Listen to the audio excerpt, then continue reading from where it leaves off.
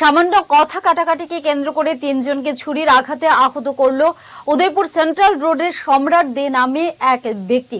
জানা যায় বুধবার গভীর রাত্রিতে রাহুল দাস, উজ্জ্বল সাহা, শেখর দাস নামক তিন বন্ধুর সাথে সম্রাট দের কোনো একটি বিষয় নিয়ে কথা কাটাকাটি হয়। এই ঘটনাকে কেন্দ্র করে সম্রাট দে তিন বন্ধুকে ছুরি দিয়ে আঘাত করে। এতে তিন বন্ধু কম বেশি আহত হয়। এর মধ্যে রাহুল দাসের অবস্থা আশঙ্কাজনক হওয়াতে তাকে প্রথমে গোমতী জেলা হাসপাতালে, পরে আগরতলা জিবি হাসপাতালে রেফার করা হয়। অন্য দুই বন্ধু উজ্জ্বল সাহা এবং শেখর দাসকে প্রাথমিক চিকিৎসা চলছে গোমতী জেলা হাসপাতালে। রাহুল দাসের পরিবারের তরফ থেকে একটা লিখিত মামলা দায়ের করা হয় সম্রাট দের বিরুদ্ধে।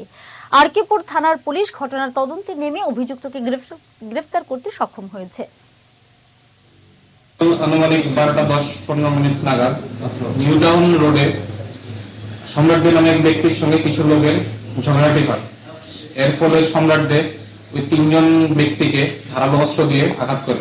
এর ফলে তিনজন ব্যক্তি গুরুতর আহত হয়। এদেরকে আগরতলা জিবি হাসপাতালে প্রেরণ করা হয়।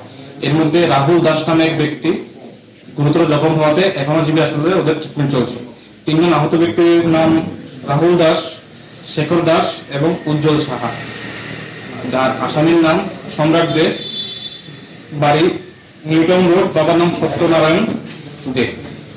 একে আজ কোর্টে প্রেরণ করা হয় এবং পুলিশ তরফ থেকে 3 দিনের পুলিশ রিমান্ড চাওয়া হয়। কোর্ট থেকে আমাদের 3 দিনের পুলিশ রিমান্ড দেয়।